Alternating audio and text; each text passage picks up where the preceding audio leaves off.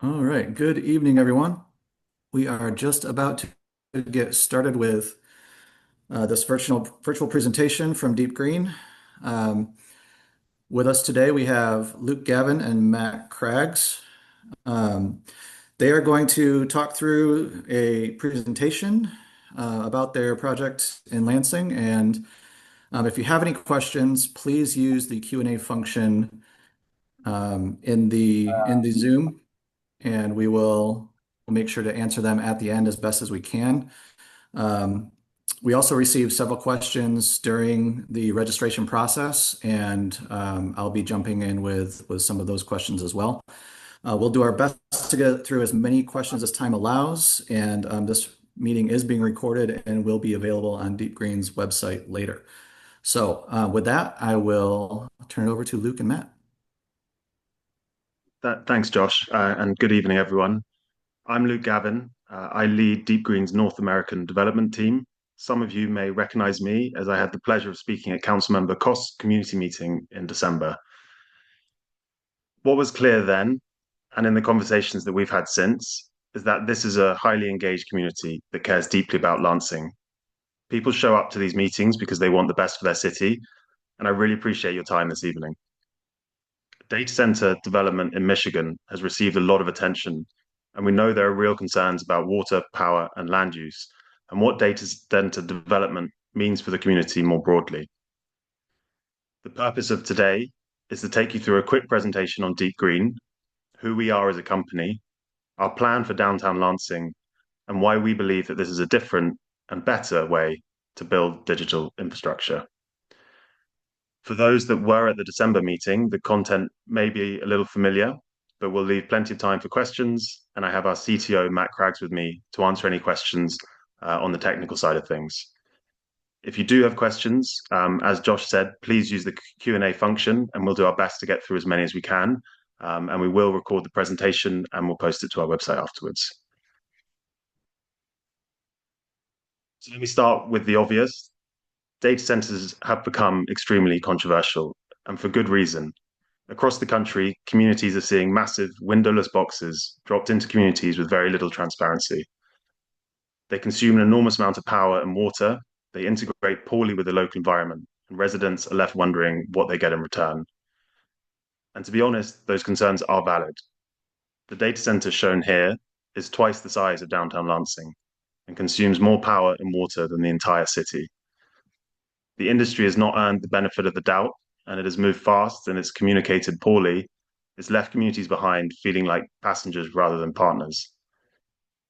But at the same time, there's another reality that we have to acknowledge, that the demand for computing, driven by digital services, research, healthcare, and AI, is growing rapidly. This is one of the largest build-outs of critical infrastructure we've ever seen, and like the power grid, the railways, or broadband before it, the question isn't whether this infrastructure will get built, it's how and where it's built, who benefits from it, and how to protect communities from harm. At Deep Green, our mission is simple. We build digital infrastructure that gives back more than it takes. That means no giant mega campuses built on farmland, no draining the water table and local resources, no industrial buildings that create no value for local residents. Instead, we focus on small footprint, community integrated data centers that capture waste heat, normally vented into the atmosphere, and turn it into something valuable, affordable, low carbon heat for cities across the world. To emphasize how important that is to us, let me quickly take you back to the founding of Deep Green. Deep Green was founded in the UK, where energy prices are extremely high. Local swimming pools, often the heart of a community, were closing because they couldn't afford the sky high winter heating bills. Our founder, Mark, concerned about his local pool where his kids regularly swim, realized that data centers produces huge amounts of heat, most of which is wasted. So he built, alongside Matt, our first micro data center inside a pool facility and gave the heat away for free. The pool's heating costs dropped by more than 75%, and the pool stayed open as a result. And this was the launchpad for Deep Green. Since then, our sites have grown. We've moved from heating pools to heating cities. Shown here are two of our development sites in the UK, where we're coexisting with district heating providers, plugging the heat from our data centers directly into their heat pumps to provide their customers with zero carbon heat. And along the journey, that principle has never changed, proving that technology doesn't have to be extractive, but can contribute positive to local communities. We're building a future where local data centers sit at the heart of a circular ecosystem, turning clean energy into free heat for urban environments, including homes, businesses, and agriculture. We believe Lansing can be an example of this philosophy, a model of how America can build next generation digital infrastructure without sacrificing community well-being. We're proposing a small, purpose-built urban data center designed to support the next generation of computing power for regional businesses, universities, and public institutions, the organizations that drive the region's innovation and growth. This will be a co-location facility, meaning regional companies and researchers can host their services here rather than relying on out-of-state infrastructure. That keeps digital capability and economic value firmly inside the region. Crucially, the site uses a closed-loop cooling system, meaning it draws no water from the city and has zero impact on the local water table. And this zero extraction principle sits at the center of every design and engineering decision we make. Instead of wasting heat, which we think is a huge industry blind spot, the site will be engineered to make its waste heat available for use in BWL's new hot water system. If implemented, this could help cut BWL's fossil fuel demand and reduce the city long-term spend on natural gas. I now want to directly address the most common concerns that we've heard from you all and how at Deep Green, we're mitigating these. So you may have read that data centers increase local utility rates, and we're seeing this, for example, in West Virginia. Here, our power load is small compared with the city as a whole, and Deep Green is paying for all power infrastructure that BWL needs to serve our facility. And BWL has made it clear to us that this project will in no way, impact customer utility rates. If you're concerned about loss of farmland, this is a high-density urban facility, not a rural megacampus. We're proposing to buy city-owned parking lots that were recommended for sale in a 2023 land use study. Fire suppression and safety are always naturally top of mind. Our facilities are engineered with safety as the primary requirement above all else. All systems will meet or exceed state and local fire codes, and we will work closely with the fire marshal to approve all systems before the site is allowed to operate. A common data center criticism is that they don't create significant jobs. But what this misses out is that data centers are critical infrastructure that drive economic growth, that enable the technologies people rely on every day. University research, healthcare innovation, government services, banking, and small business operations. This facility exists to support local innovation and not ship opportunities elsewhere. There are valid concerns about the societal impact of generative AI, but this facility is not a hyperscale operator running AI large language models. We are order of magnitude smaller, a co-location facility, essentially a digital utility, providing computing power to local clients who need secure, reliable, and affordable infrastructure to build on their existing operations. I know there's some questions on how the facility will fit into the downtown environment. Here is a draft rendering of the site, and we'll work closely with the city to ensure the aesthetic matches the area. But overall and in general, we try to prioritize green spaces, attractive fronts, with all mechanical equipment hidden wherever possible. And if you look at the surrounding area, there are already several utility and semi-industrial infrastructure uses around our proposed location. Our design intentionally mirrors the BWL water conditioning plant across the street, and it will comply with the city's form-based code, meaning windows, high-quality materials, and an active, welcoming facade. We use industry-leading noise suppression, keeping us comfortably within Lansing's noise limits. Data center water consumption is well publicized and rightly a huge concern. I know there are a lot of questions on how exactly the cooling system works and what that means in practice. Our facility uses a closed-loop glycol-based water cooling system, which uses significantly less water than the evaporative cooling used on other facilities. It means no water withdrawal and no water discharge. The Grand River is not touched, affected, or altered in any way, and in total, the facility is expected to have similar water consumption to the Wendy's across the road. Now, of course, you would expect me to say this approach makes sense. Deep Green obviously has a commercial interest in making this project happen. But what is encouraging is hearing the same conclusion from independent experts who have no stake in our company, but a real stake in Lansing's future. A professor at Michigan State University reviewed the proposal and said, if data centers are going to be built, this is the way that we should be looking to build them. Former director of the Michigan Department of Environment, now at the University of Michigan, made the same point that these are the kind of innovations the state needs if it wants to meet its clean energy goals. And this underlines a simple point. What we're proposing for Lansing isn't a fringe or a radical idea, it's the common sense approach to digital and energy infrastructure. And you might reasonably ask, why are we choosing to build a data center in a downtown environment? And I can assure you, there are far easier places to build one. But for us, the ability to reuse heat is so central to our mission, and that drives every location decision we make. The proposed site sits right on the edge of BWL's new hot water network. It gives us efficient access to the heating infrastructure whilst placing the building in a location that's appropriate for the surrounding uses and sits on an underutilized city parking asset.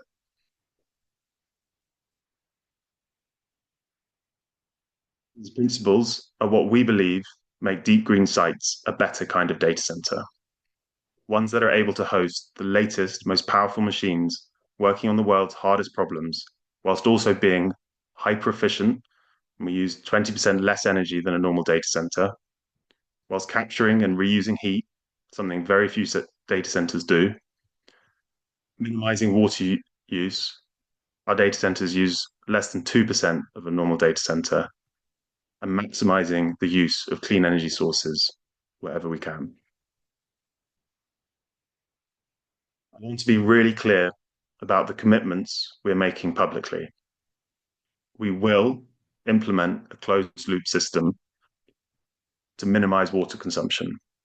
There will be zero water discharge from the data center's cooling loop. We will have consultation with the planning department and provide opportunity to feedback on the proposed designs and aesthetics before starting construction. We will prioritize local and regional compute demand in our sales efforts.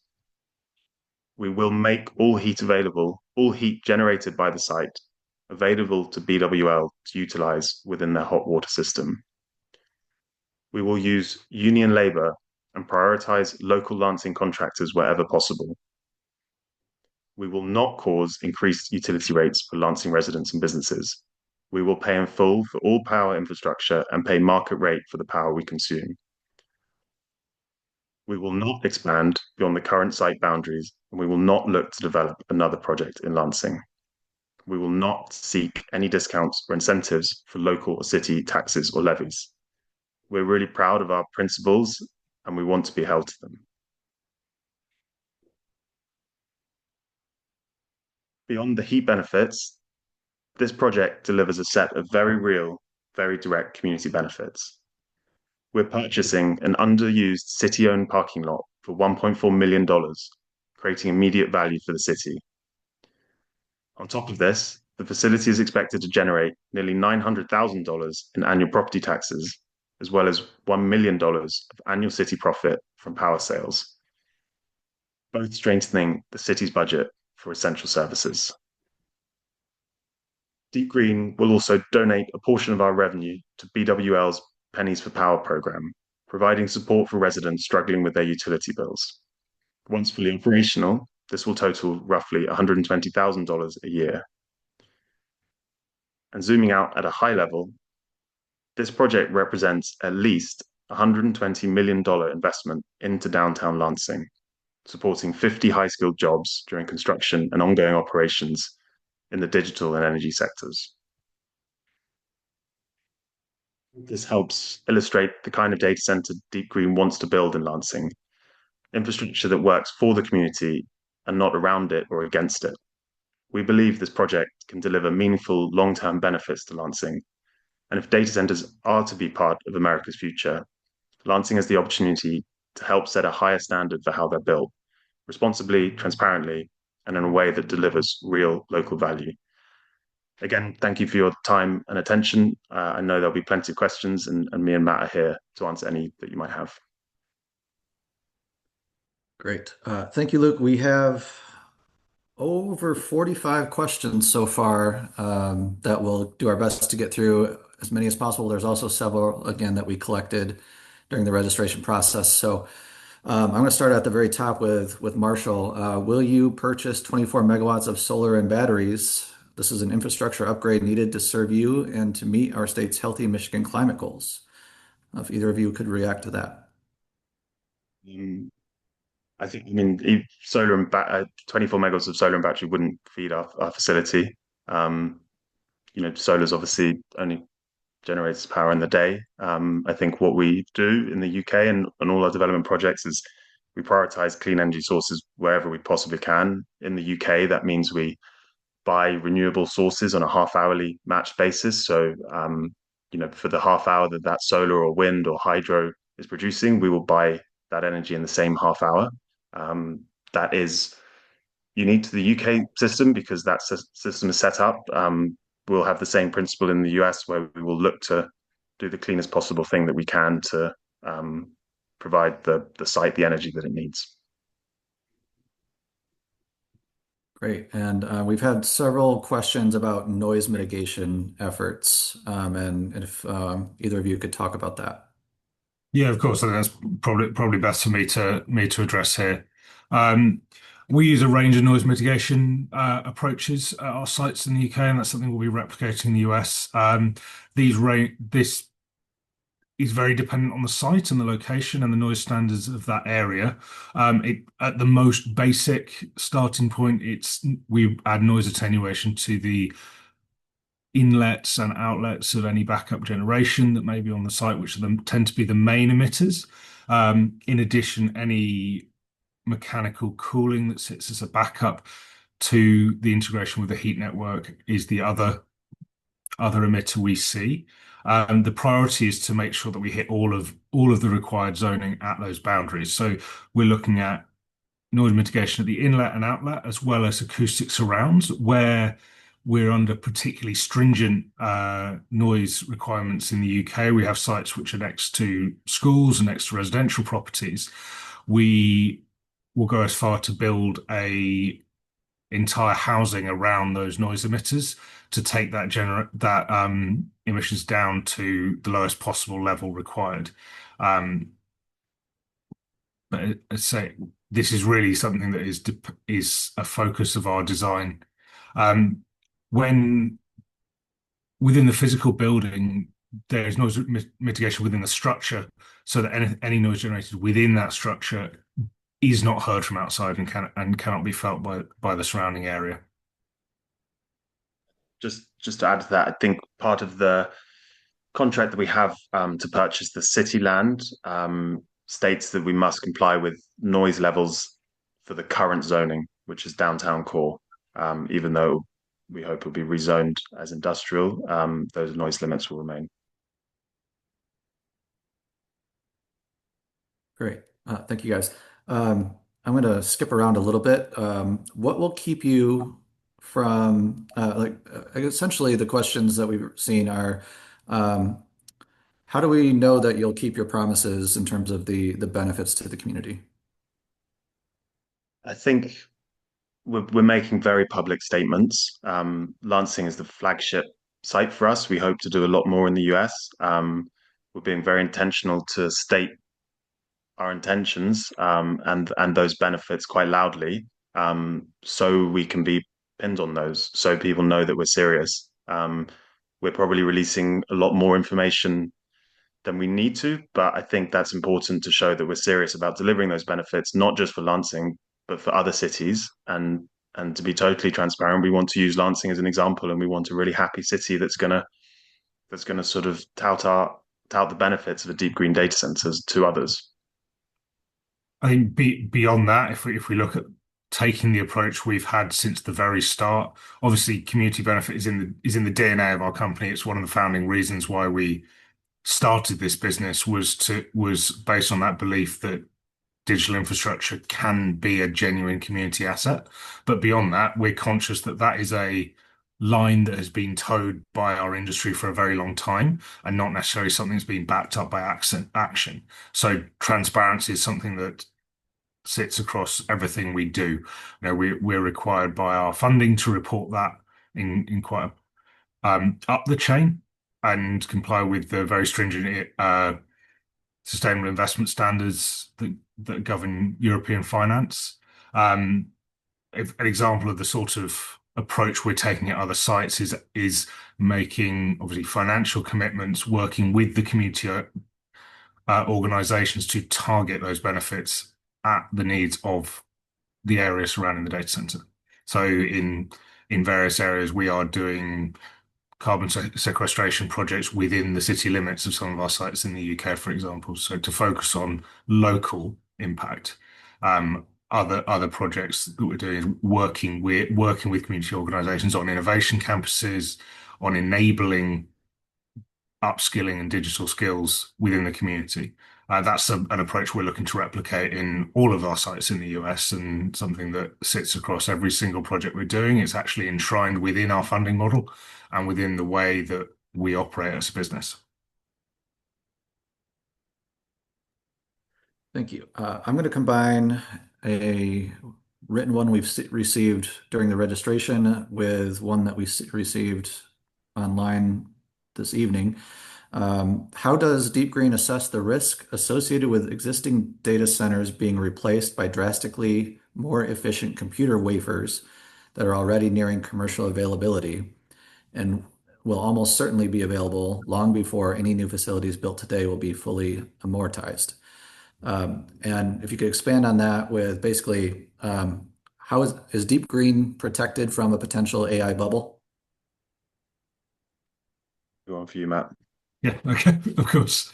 I think there's sort of two approaches to this. One, we're very focused. The nature of this facility is it's not the mega campuses you see which are very focused on facilitating AI. It is a data center that's focused on enterprise, public sector, and academic use cases. That means that the usage of the servers that will be housed within it is much more tied to the innovation economy and the non-AI work going on within the Michigan area as well as further afield. From an internal perspective, we take a modular design approach, which allows us to rapidly adapt the space that we have to the changing demands of those chips.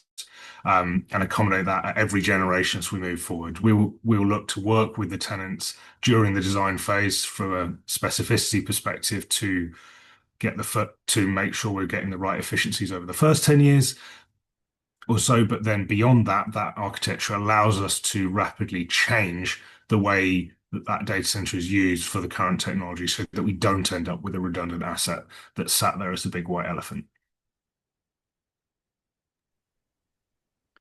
I think that was on the AI bubble.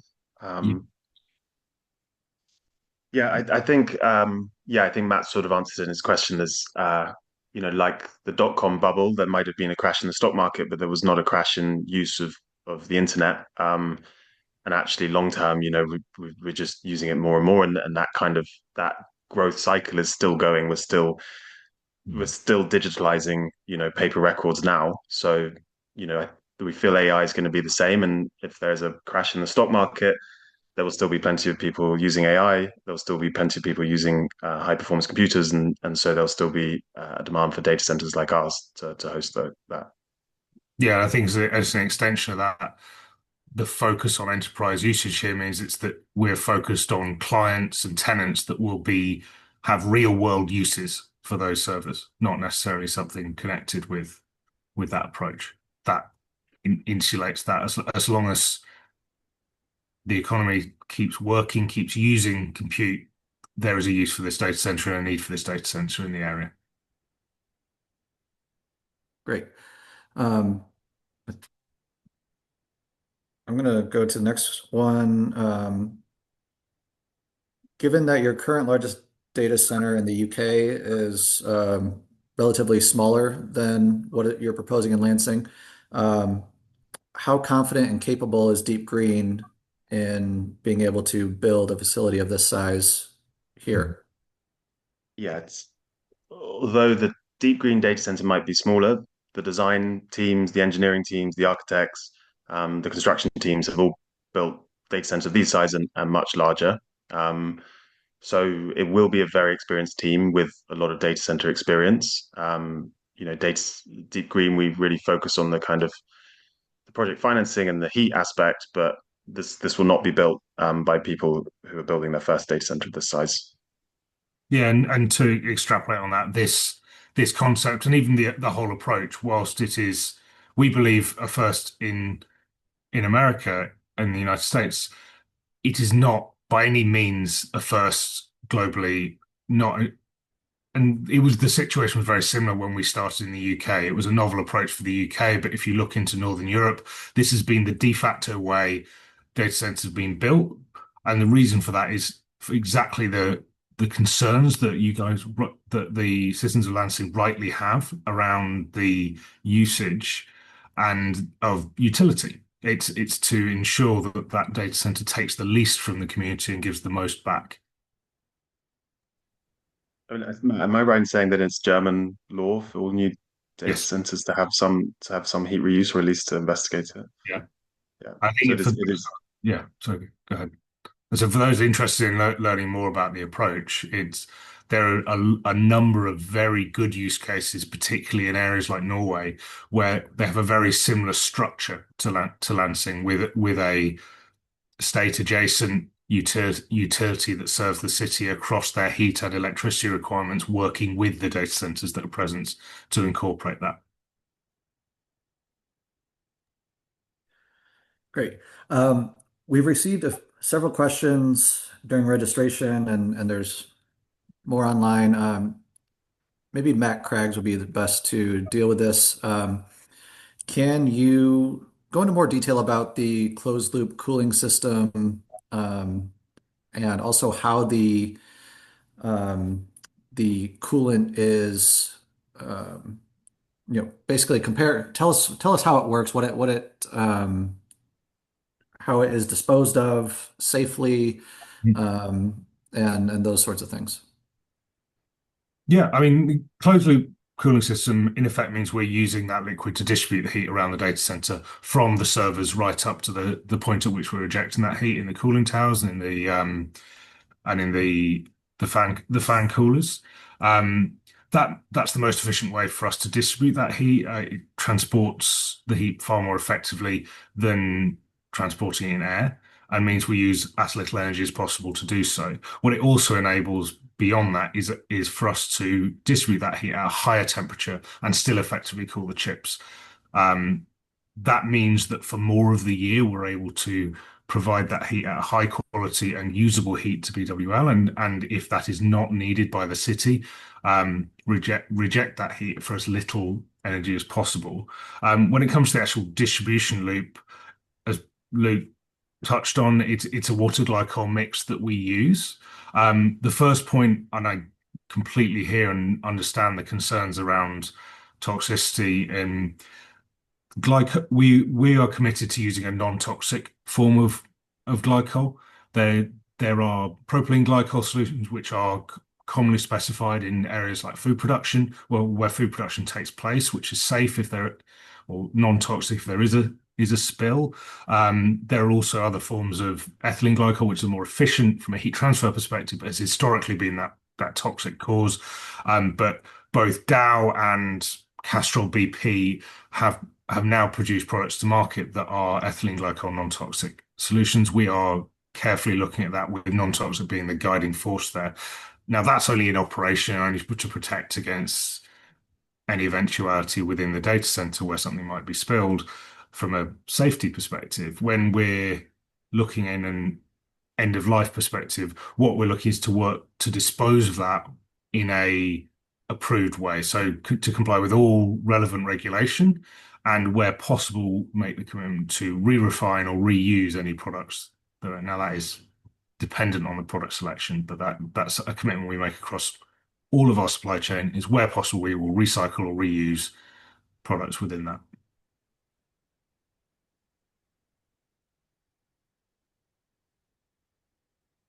Great.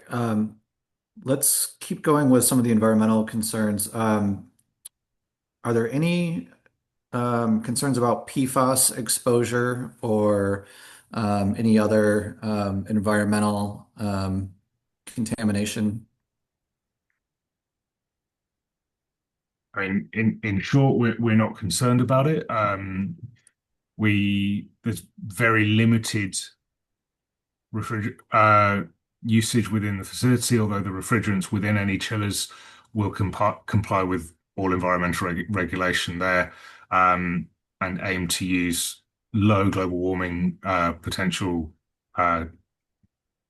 refrigerants in the chillers where chillers are required. So at this stage of the design, it is to specify beyond that would be speculating.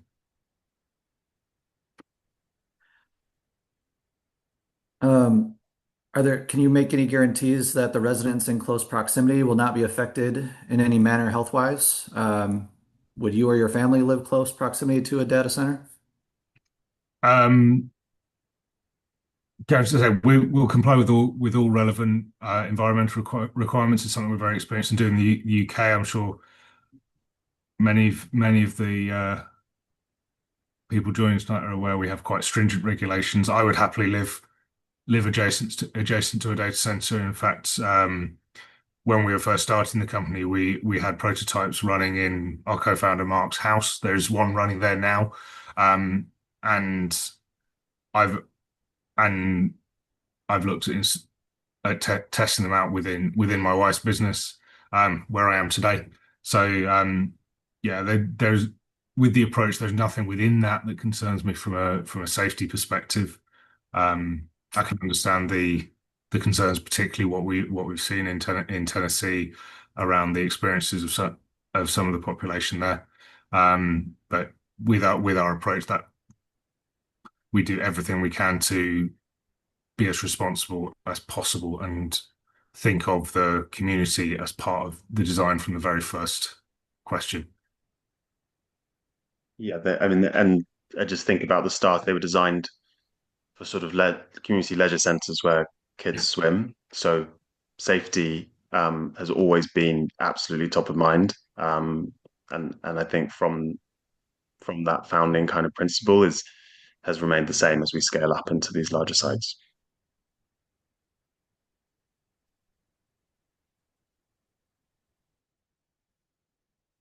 What kind of security will you be providing for the data center, both virtually and physically? I think it comes out in the design phase. I mean, maybe Matt, you could probably go through some standard security installations that we use. Yeah, from a physical perspective, we would expect there to be at least 6 layers of security between the servers themselves and the outside world. That's a kind of industry standard approach and range from physical barriers like fencing to controlled access gateways and even down to locks on the racks the servers sit in themselves. That's a fairly standard approach that's used across all. From a cybersecurity perspective, we work with the clients themselves to specify the appropriate security for their use.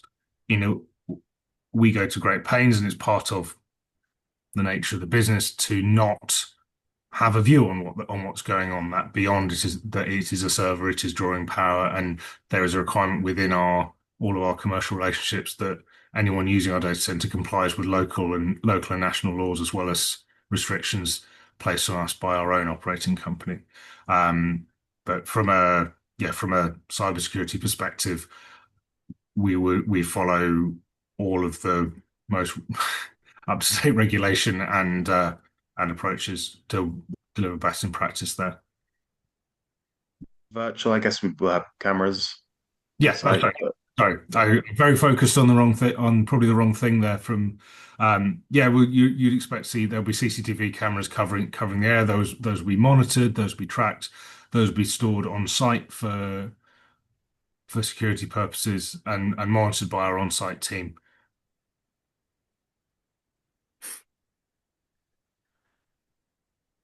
All right, one second while I scroll through. There were some detailed ones that I want to make sure we get to. Um,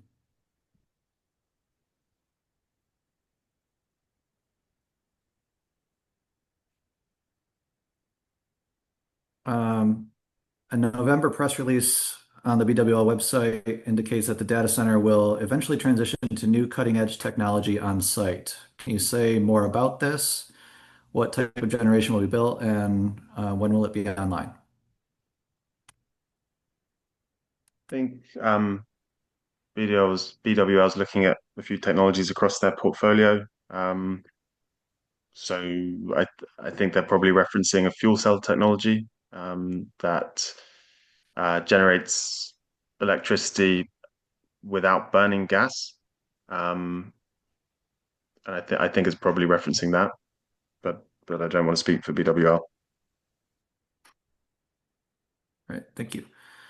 Um, what are you doing to mitigate air pollution when other data centers are adversely affecting the health of people in their communities due to air pollution?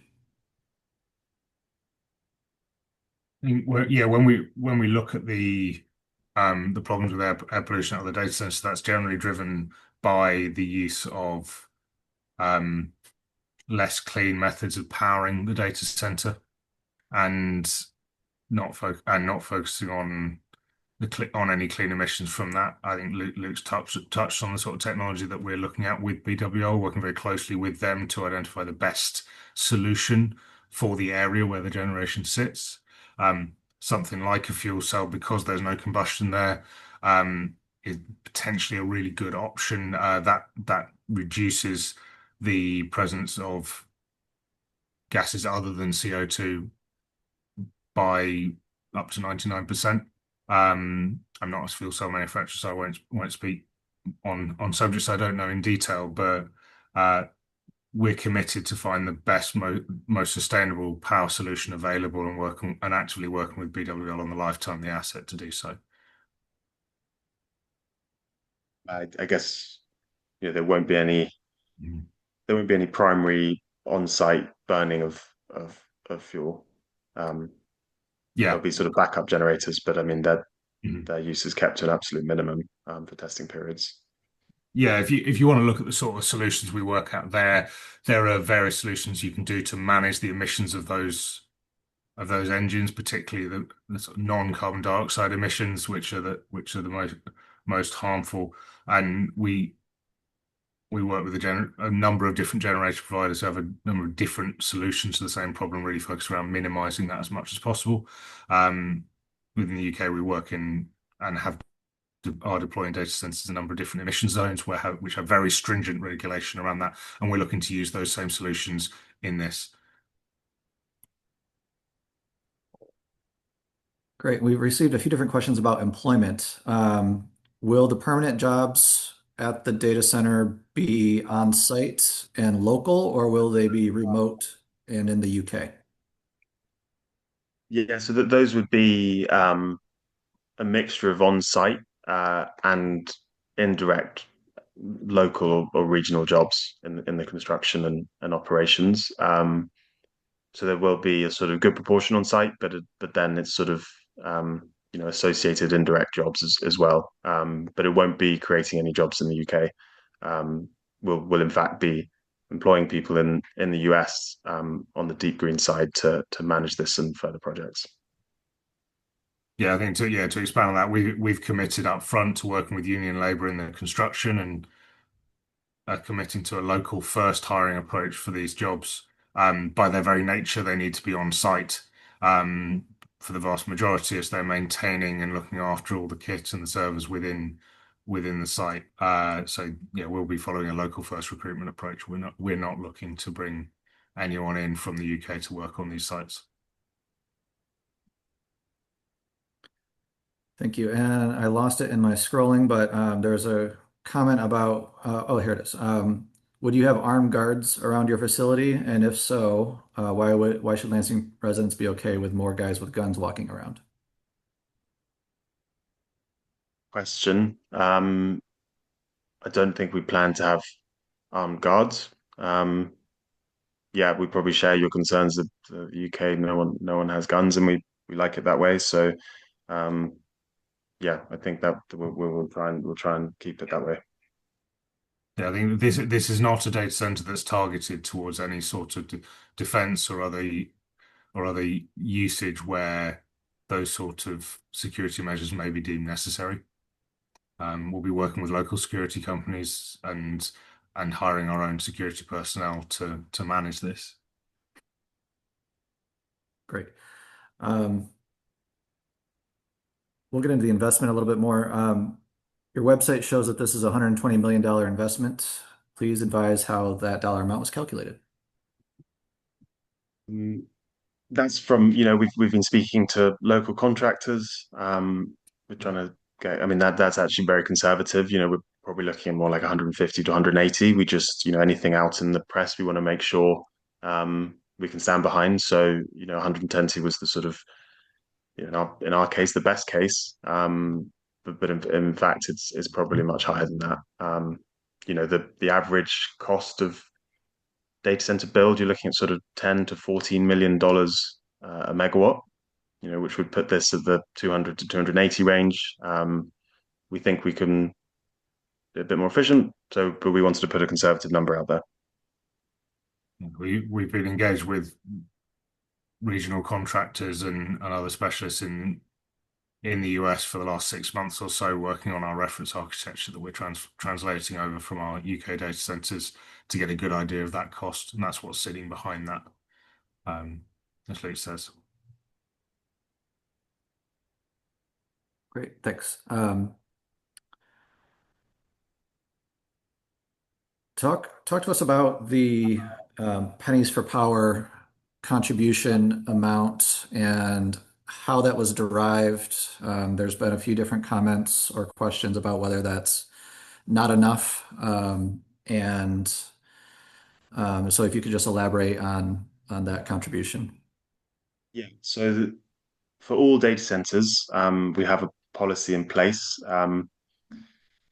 It's a certain amount per unit of contracted data center. We donate to the local community. So we work with whoever that is. So in the UK, it might be a city, a town, a local council, um, and we work with them to decide the best use of those funds. And we want to make sure it's going where the people that know the local environment the best, where they think it will have the greatest impact. Um, so that's the policy. It's a set amount that's equal across all our data centers, whether we're building in Bristol in the UK or Lansing in the US. And we've set it at an amount that we feel we can have significant impact, but also is economically viable for us. We've been speaking with BWL and they've been speaking about the number of residents' power is shut off due to sort of debt on their accounts. So we feel, as data centers are, large consumers of power, and that's a very sort of public image of data centers, we feel we should be using that money within that energy sector to help people with their bills.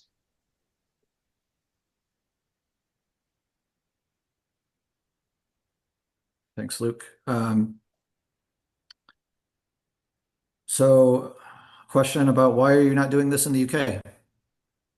I mean, the answer is we are. So we've got a number of sites that are in development in the UK. The US is the most significant data center market in the world and has some of the most innovative users of compute, and sort of to extend that into why Lansing is attracted to us. It's a long-term user of district heating. That's something that aligns with the way we're working, and the relationship with the local academic institutions, and your state's history of industry is very attractive from the use cases of that. This is something we're looking to roll out an approach to building digital infrastructure, which we believe should be adopted by all people and all companies developing this sort of infrastructure. So yes, we started in the UK, we're moving to the US for all of the reasons that we believe that taking this approach to the US is part of that process to getting it adopted as the de facto way to develop infrastructure with a community first lens. Yeah, there's the compute side, and as Matt says, the largest compute market in the world. But on the district energy side, there's a number of large established district energy schemes. Um, so for a company looking to deploy high performance compute in conjunction with district energy systems, the US is a really, really good place to do that. All right, thanks, guys. There have been a few questions submitted related to community benefits agreements and if Deep Green is willing to commit to a binding agreement on the community benefits that have been committed to for the project. Yeah, I mean to be totally frank, I'm not sure exactly what a community benefit agreement, what that actually means in practice. So I don't want to sort of jump the gun, but we don't have a problem committing to the things that we've been talking about publicly. So we would like to do that in some form, whether that's an official community benefit agreement. I don't want to say without knowing fully what that is. Great. And just for everyone's awareness, some of the questions that are more specific to the Board of Water and Light, the Board of Water and Light will participate in additional upcoming meetings, and we definitely encourage you to ask some of those questions specific to them. And so, Tom Stanton, specifically referring to some of your questions, but we're going to keep on getting to as many as we can while we have the time allowed. Mhm. There have been some comments related to partnering with MSU, and I'm going to read the shortest one. Why do you allude to partnering with MSU when they already have enough data centers for their needs? And I'll It's a send a process. follow-up on that. And if you could just speak to what your client acquisition, who are you marketing to, and things like that. I think our colleague Jack has been speaking with MSU. I believe it was about potential data center space, but also apprenticeships and training programs for their engineering school. Um, in terms of who will fill it, like we said, we're targeting local businesses and education establishments primarily.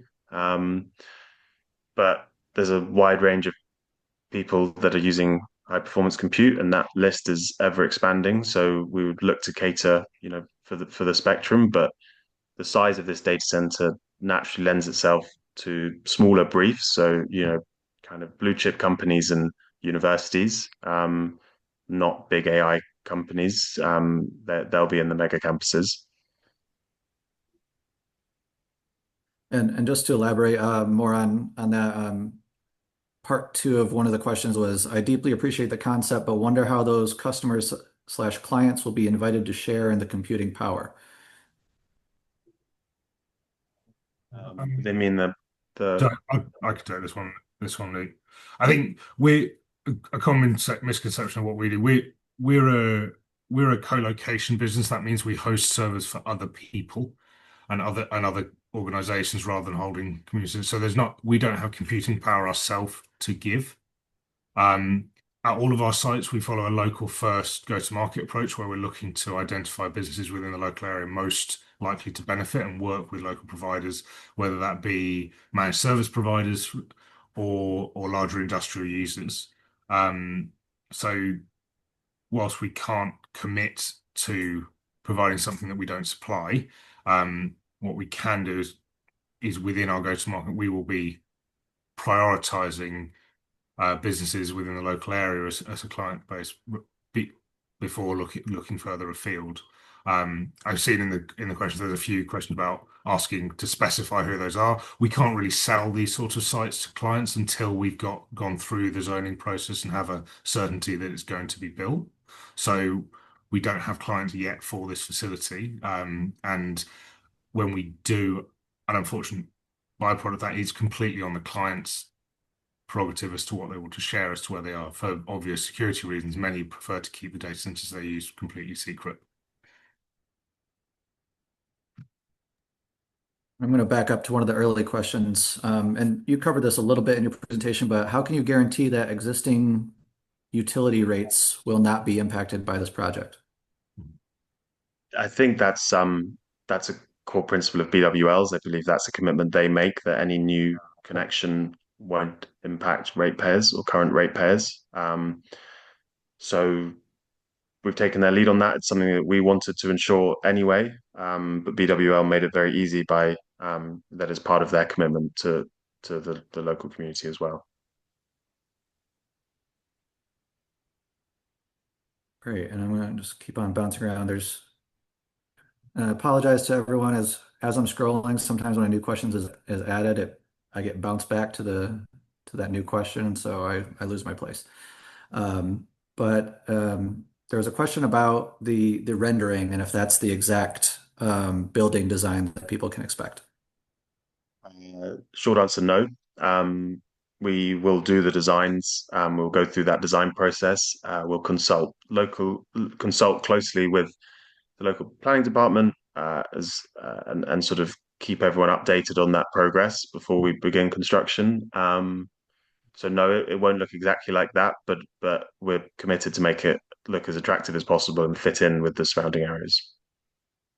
Across all of our sites, we look to take the design language of the buildings in the surrounding area and build something that, as Luke says, is attractive and adds to the area, but does not clash with that. That's something we've applied across all of those. You'll have noticed in the two renderings Luke shared of other projects we're working on in the UK. The building we've identified has reflected that of the rest of the site. Great. And I'm going to read this one verbatim, and I think it's more referring to the BWL contract. But how many years are covered in the contract between Deep Green and the City of Lansing? What guarantees that Deep Green is committed to the community beyond the first 5 to 10 years? What would stop Deep Green from selling the property to some industrial conglomerate? I can take this one, I think, Luke. So my understanding of the condition of the rezoning request is that on the sale side of things is that should Deep Green sell this community and to use it where it's not used as a data center, the zoning would revert back. Would that be correct? Yeah, that's correct. Yeah, it's conditional zoning to Yeah. be used as a data center.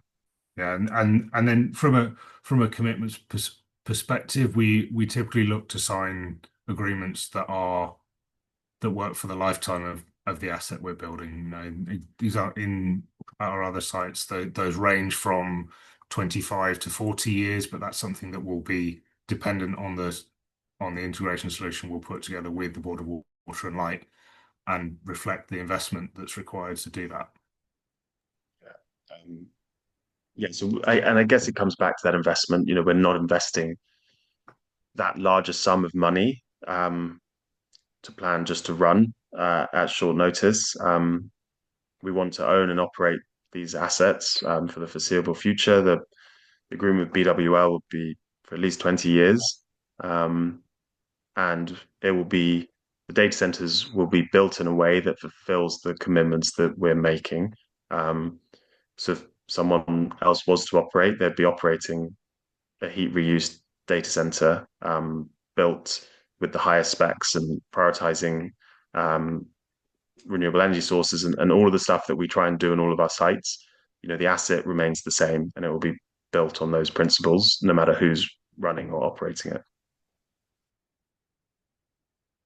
All right, thank you. Will there be a public-facing transparency dashboard or annual report where residents can verify actual water usage, energy efficiency, and the delivery of promised heat recovery benefits? Across all of our sites, we report on, I guess, a whole range of sustainability metrics on an annual basis. That's something I think we'd be happy to replicate here. It's also would be part of all of our public facing marketing material for from that side of the site. That's actually a requirement of our of the fund and the investors that sit behind us.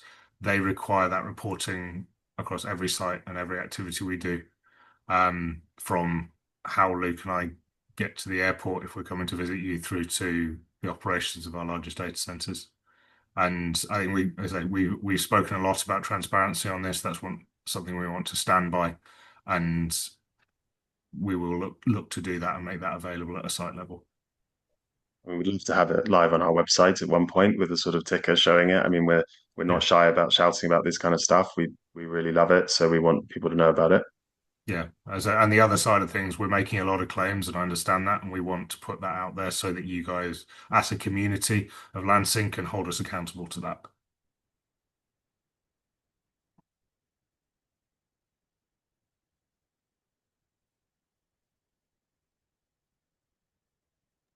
And apologies, I'm just scanning through to see if there's others I want to make sure we get to.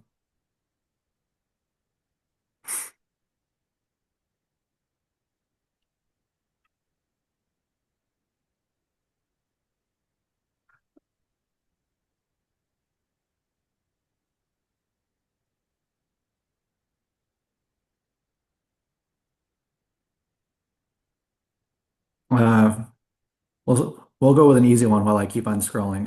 Have either of you been to Lansing? What were your thoughts? I was there in December. It was cold. I was not dressed appropriately, but I enjoyed the city a lot. And Matt and I should be back there on Thursday, actually. So we're going to spend the weekend out in Lansing, and hopefully we'll be spending a lot more time there. Um, as I always enjoy my time. Yeah.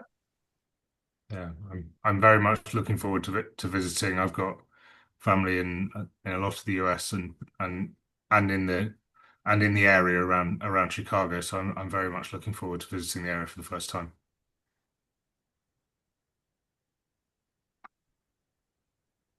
All right. Well, we are closing out. I'm going to try and find one more question. Kim will definitely warn him about the polar vortex. Um,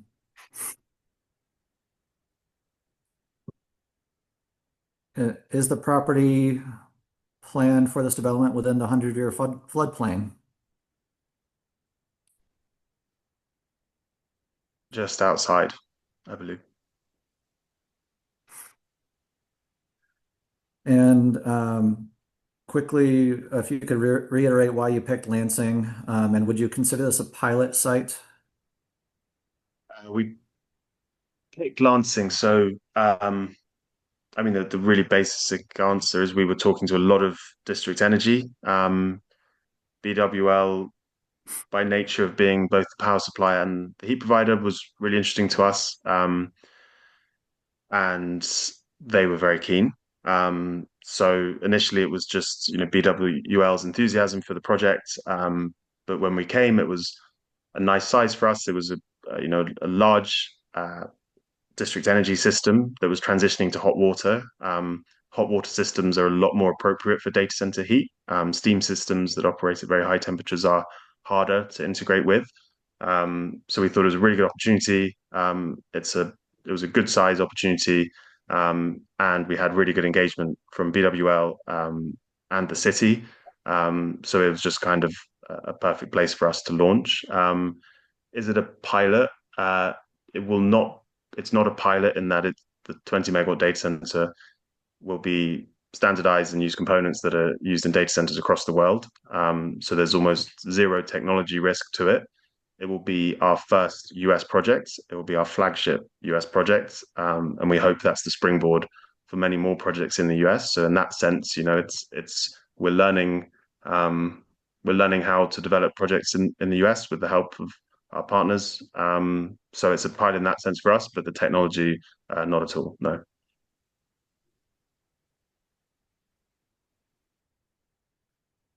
Great. I'm going to keep going here. Um,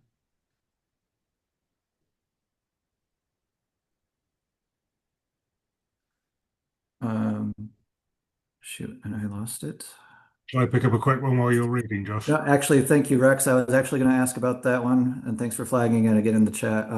The decommissioning of the facility at the end of its useful life. What does that process look like? And um, I'm trying to find the actual detail of the question, but essentially, as the state of Michigan has rules around other uses.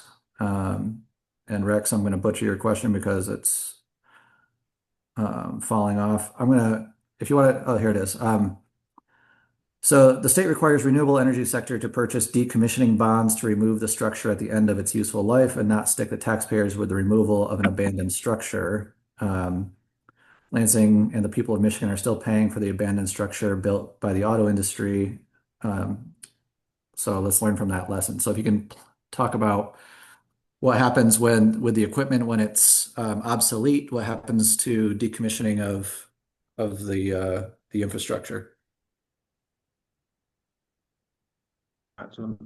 Yeah, I mean the when we're looking at the machinery and the wiring and pipework within the data center, typically we would the target is to reduce. I touched on it earlier, reuse or recycle where possible. There's a lot of quite valuable raw materials within the data center, so the priority would be to take an approach focused on urban mining concepts to reclaim as much of that valuable material as possible. I said not deeply familiar. I'm not deeply familiar with the bond approach you've discussed on the renewal factor. That's not something that's been discussed at this stage. But definitely a discussion we're open to having and to learning more to ensure that we're a good community partner, and that's baked into our approach. Great, thank you. And we do, at least we did, have Doug Bassett, who was quoted, and um, there were a few comments saying that his full quote was not given in the presentation, and so I'm going to read it and ask you guys to react to it. Doug said, "If you're going to assume that we need to continue to build data centers because we want to pursue AI and cloud computing and cloud storage, this is the way I would recommend we do it." He goes on to say a data center will never be sustainable. It will always require more energy to run than it could ever produce. And he's nervous about both the potential risk of AI technologies themselves and their climate energy impacts. So if you guys could comment on that. Yeah, I think there's a lot of focus on the power that data centers consume, and rightly so, because they use a huge amount of power. Um, but I guess just putting into context, electric cars also use a lot of power. Electric buses use a lot of electric power. Heat pumps use a lot of power. Consuming power isn't necessarily inherently bad if the power is coming from clean sources. We're not there yet, but data centers do consume power, but if built in the right way, they can be sustainable. Um, our our very strong view is the data center boom and the data center infrastructure build out is here to stay. And I think that's why we really focused on the part of the quote that said, if you assume that that is going to happen and all indicators suggest that it will continue to happen, then this is the right way to do it. So we almost feel like you can have the biggest impact by directing an industry that is moving very fast in the right direction, because it can affect a high volume of sites and a high volume of people. Yeah, I think to extend to that, I mean that principle that Doug's talking about there of was really the reason we started doing this and taking this approach as a business in the first place. That belief that if we're designing a data center for heat reuse and to present 100% of the recovered heat to be available for reuse by parties like BWL, you can work towards minimizing the net energy footprint of any data center and using, I mean, it sounds trite, but using that electron twice or using the energy associated with it twice, it it undoubtedly requires a huge amount of energy, but there's no reason why the significant investment and the significant commercial value of compute can't be used to enable other aspects within the community and deliver benefit beyond the technologies that are hosted on the data on the servers themselves and start benefiting the community in which the data centers are located. You know, it's not untrue that a lot of the jobs that have historically been created off the development of data centers have been created where the users of the computer are, and as such, the benefits have accrued there.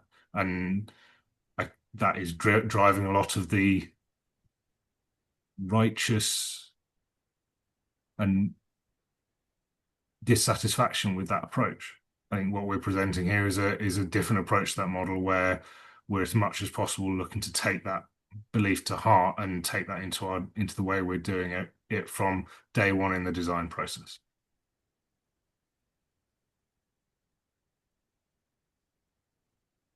All right, we had a couple of technical questions I'm going to get into. One is an easy one. What types of processor chips do your data centers use? We have working relationships with all the major chip manufacturers, NVIDIA, AMD, Intel. That will be defined by the clients and the use cases that they have. That they'll select the most appropriate chips for that matter. But yeah, we have all of the major manufacturers are represented in clients we work with and the compute requirements they have. So until the client has made that decision, it's not there. But from our perspective and from the facilities perspective, that doesn't dramatically change in and of itself the way we work and the way this is delivered. Various chips will be better or worse from a heat reuse perspective, depending on the quality of heat that comes off that, and therefore how valuable that is to the city of Lansing. But our focus in the way we design our facility is to make all uses of those chips useful in some way, and deliver that at a usable temperature for the community. And another relatively technical question, what other systems for heat management will be used? Will there be chillers outside, passive heat exchangers outside? It is said it's all closed loop, but what backup systems will be used? Yeah, I mean that's a very fair question, and definitely shows a better understanding of how the data centers work than we see mostly. We design the data centers to be able to run completely independently should for any reason BWL and the heat loop be required to turn off for maintenance or for any other reason, or merely stop working. So what we focus on is at first free cooling as much as possible. What that means is cooling without any mechanical intervention like heat pumps or like chillers. That will be very, very easy at this time of year and much harder in the summers when the temperatures are higher, where we're expecting to need to use some form of chiller to allow us to cool during those hottest summer days. But so we haven't finalized plant selection yet, but I would expect it to be a combination of cooling towers and heat rejection equipment combined with some form of mechanical chiller that will kick in during those hottest periods of time. Excellent. Okay. And I was mistaken. We do have another almost 50 minutes remaining in the Q&A, so buckle up, friends. How many acres is the site? Lansing, the Lansing part of Racer, which for our UK friends, that is a industrial former General Motors site that is no longer. So how many acres is the site? The Lansing part of Racer is what, 70? And so I think that's a comment for just basically how large is this site in compared to other large industrial sites? Yes. I mean, we use different units, so I was getting this wrong, but I think it's just over 2 acres. So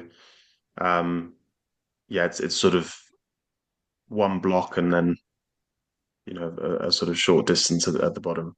I think on top of my head, I think it's sort of 2.3 acres, but I have to check. Great. I'm going to go back to some more technical questions. Is Deep Green already working with heat pumps that are fully integrated into, quote, community distribution loops that are used as both heat sinks and heat sources for communities, integrating multiple facilities into a community system? Some of those use water mains and/or wastewater systems to be integrated into loops. Think it's probably worth, yeah, stressing. We're not heating engineers as such. We provide heat up to a connection point with the district energy or district heating operator. They're responsible for taking that heat, making it usable within their system, and distributing it within that system. So in the UK, we are feeding heat into heat pumps. We haven't done a combined heat and cooling in the UK. I know we've looked at it, but we haven't developed one yet. We've only fed into heating systems. Yeah, I think to extend that, I said the we're in development and about to go into construction on a site in Bradford in the north of England. Hopefully, it's going through a similar process as we are here at the moment, which is integrating with a city level distribution system, not dissimilar to the heating loop. In fact, slightly larger in scale. Where that will be interfacing with heat pumps. Those are operated by the company that's operating the heating loop, not by ourselves, as Luke touched upon. I think from a heating cooling perspective, that's something that, for what we've seen for technology in the market right now, and I'm very optimistic that will change in the next couple of years. It's for the temperatures that we're getting off the chips right now. It's not necessarily a very efficient solution and efficient approach to the problem, but I think that's something I'm very excited about moving forward with the changes and increases in the temperatures and the operating temperature of the chips as to what may be enabled in the future. All right, thanks, guys. What will be the impact of quantum computing on data centers? Will data centers be necessary? So I'm not a quantum scientist. A, at best a slightly informed amateur looking at this. I think quantum computing and regular computing, high performance computing, address two entirely different problem sets. And to my mind, and seems to the market mind, with the major chip manufacturers' investment across both, they are a complementary technology rather than something that will cannibalize each other. There are definitely applications like cryptography where quantum is a far better solution, but there's also applications within both AI and regular computing space where quantum doesn't solve the problem, and traditional computing, computing approaches is a far better solution. And my understanding of the science development won't affect that. And I think the other important factor is that traditional computing enables an awful lot of the quantum computing approach in terms of preparing the data and the problem sets in the right formats to use those quantum qubits. But so I am by no means a computer scientist, and I think if I go any more than that, I'm going to risk making myself look very stupid. Well, let's not do that. Um, let's go to an early question about EMF, electromagnetic fields. What are you doing about EMF from such a large power draw that is next to substations? So that I mean, working with large power draws is something we do across all our sites, and our electrical engineers are very experienced on doing that in the design. We work with, the major designers of those infrastructures. My understanding is there's a large amount of EMF attenuation that's managed by air and by having gaps between that. Within the data center construction methodology, we have to also manage that risk in terms of a risk to the servers internally from any EMF penetration. Specifying beyond that right now is probably redundant, so we're getting into the detailed electrical design. But that's something we're experience in managing, and our engineers are far more experienced in managing than I am. Thanks, Matt. Can Lansing residents co-locate their own hardware into this data center? If they're a blue chip company or university looking, but no, that it's on a sort of different scale and different draw than any resident might need. I don't know, Luke. You don't want to preclude everyone.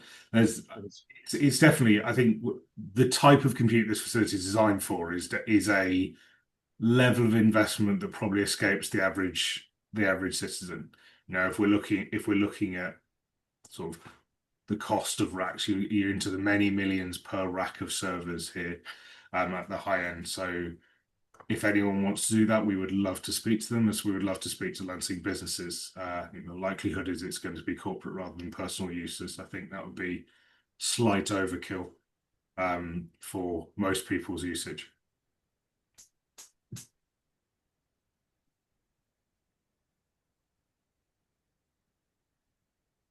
Uh, to use the heat, so I think this question is referring to not just Lansing and the BWL, but Mhm. anywhere you locate. To use the heat, does the utility have to use steam? Um, Um, actually, the opposite.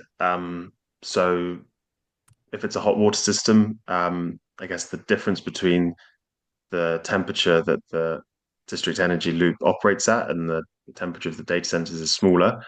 So the temperatures coming out of the data center are more useful for hot water systems. For steam, that temperature difference is greater. So they have to do more work to get the data center heat up to the operating temperature of the loop. So we are looking at some steam systems. There's some cool things going on with what they call e-steam, so heat pumps that turn water into steam. But we found it works best with hot water systems, which is why Lansing was a good opportunity, because it was on that journey of transitioning from steam into a hot water system.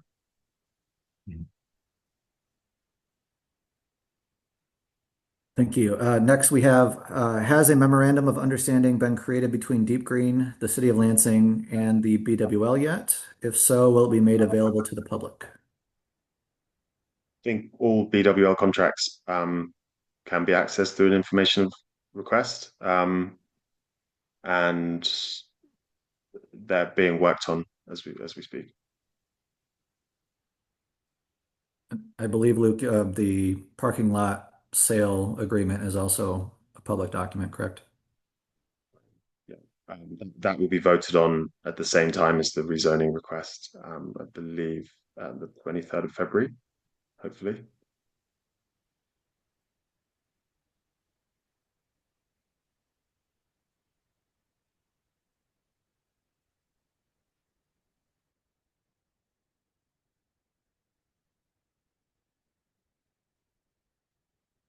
Will Deep Green consider integrating with other facilities elsewhere in Lansing or the greater Mid-Michigan area?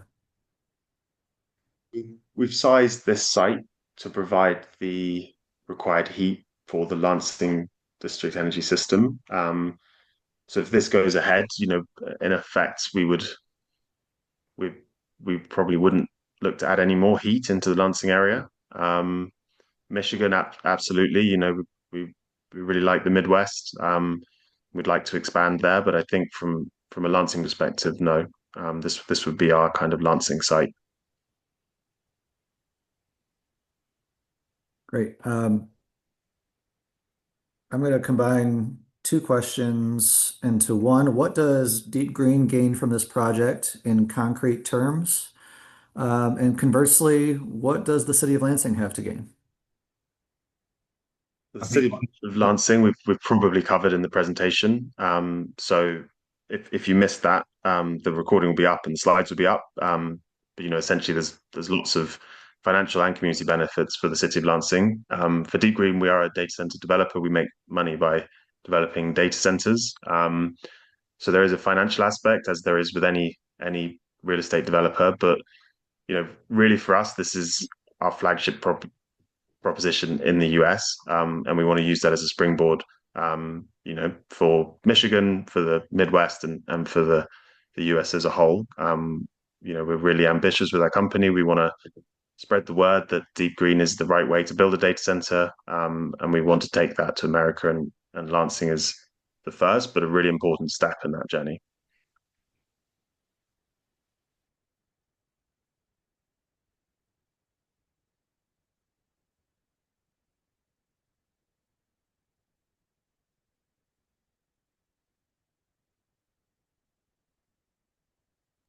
Do you charge your clients a premium for usage of your more sustainable facilities? We wish, but no, no, it's sort of market prices.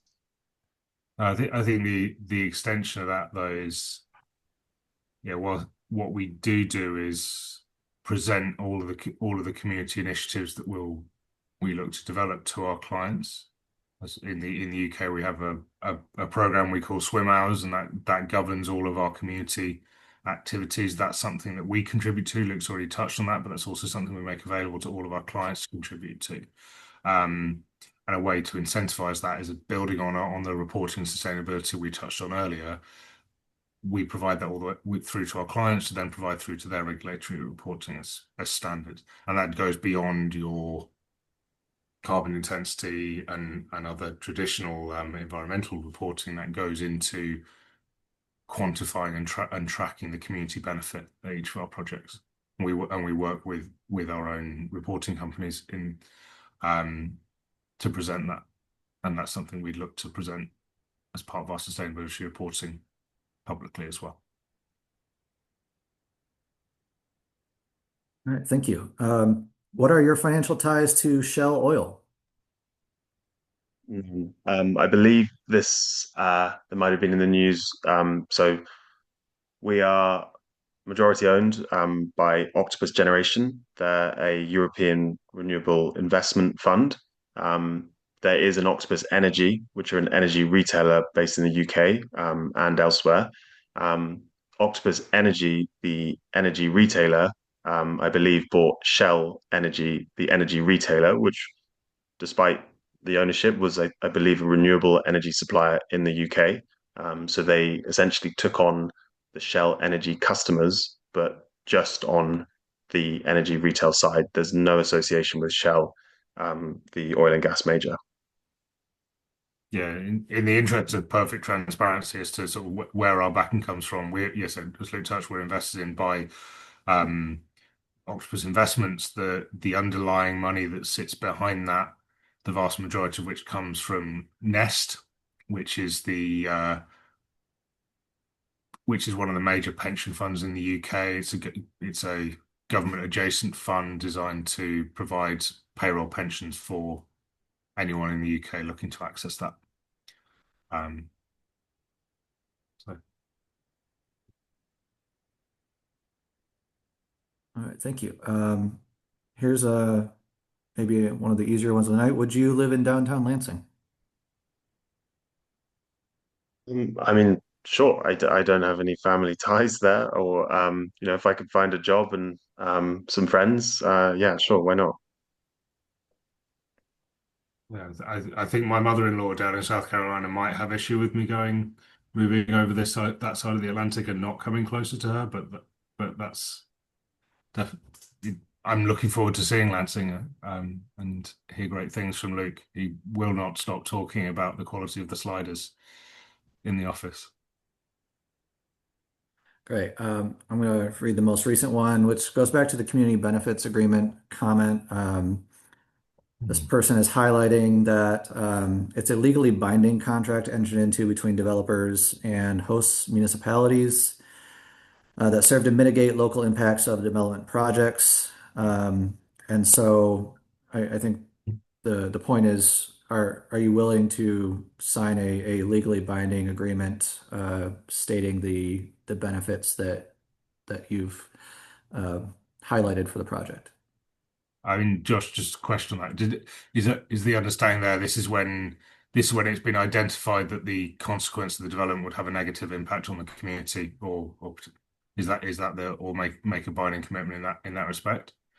I think we want to make a binding commitment for the community activities that we touched on earlier. If this is the appropriate vehicle to do so, then we would be happy to enter into that sort of agreement. I think we at this stage, I don't know whether it's the appropriate one. Um, if that being said, that's focused on the community side. If during the development process we identify detrimental impacts on the community as a result of the development, absolutely, that is the sort of agreement we would look to enter, and it's something that is not uncommon on this side of the that's an approach on this side of the Atlantic as well. So we are committed to being good neighbours, and if this is the best way to do it, then that's absolutely something we would look to do. So. All right, thank you. I'm going to go back up to an early one I missed. What type of generators are you going to use for backup power when a storm hits? How long will they be able to run? Uh, we're working with the fire marshal to identify the best fuel source for the generators. I mean, the sort of two core types that we are used across data centers are diesel source and gas source. Gas source is probably most likely for this site, given the guidance we've seen so far and the reservations around fuel storage on the site. If it were to go down the diesel route, any of those type of generators, we would typically use what's called an HVO generator, which is run off hydrogenated vegetable oil or chip fat. In a way, as that source, it's a far more sustainable fuel option than traditional diesel powered fuel. But that's the backup generation that we'd be looking to use at the site. But again, this comes down to the best power source and working with BWL with the best approach to guaranteeing that. Other sites that can come from different sorts of resilient power, and we're committed to working with BWL on that. So we're early on in the stage there.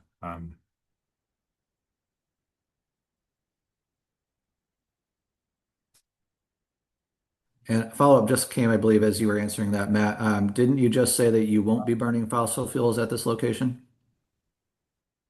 For primary power source. So for backup, um, very hard to avoid doing that, but it's literally only in the instance of a power cut. So there's very rare occasions when the primary power source, for example, from the grid is down, or regular maintenance events, which I think are fortnightly, maybe for half an hour to an hour. So in the sort of the scheme of a year, very short periods of time. But in the UK, we use, as Matt said, kind of a renewable fuel, so biodiesel. So it is burning hydrocarbons, but in that instance, we make sure that they're from a sustainable source. Mhm. And I said when during the testing environment, what we do at our other sites I mentioned earlier, we have sites that are adjacent to both residential and schools. We select running times for that is best suited to the people around it. It was rightly pointed out, no one wants a generator running during an exam if they could at all avoid it. So or when they're trying to sleep. So that's something that we would look to work with the City of Lansing to identify the best times to mitigate any emissions concerns as well as any noise concerns from that. Great, thank you. And I'll answer one of the most recent ones. Why do comments being answered keep being removed? It's because I don't want to ask them again, and I want to make sure that we're getting to as many questions as possible. Apologize if that's causing confusion on your end as participants. So if I miss something or accidentally remove something that doesn't get answered, please bump it up and throw it back in the chat, and we'll do our best to answer it. And I'm sorry to interrupt, Josh, but when a question's answered, it does move to the answered tab, so you can see the answer there. Great. And we got a new one following up on the closed water system. It is, how is this a closed water system? One, you need water for first time for the system. Two, water goes to the BWL for their users.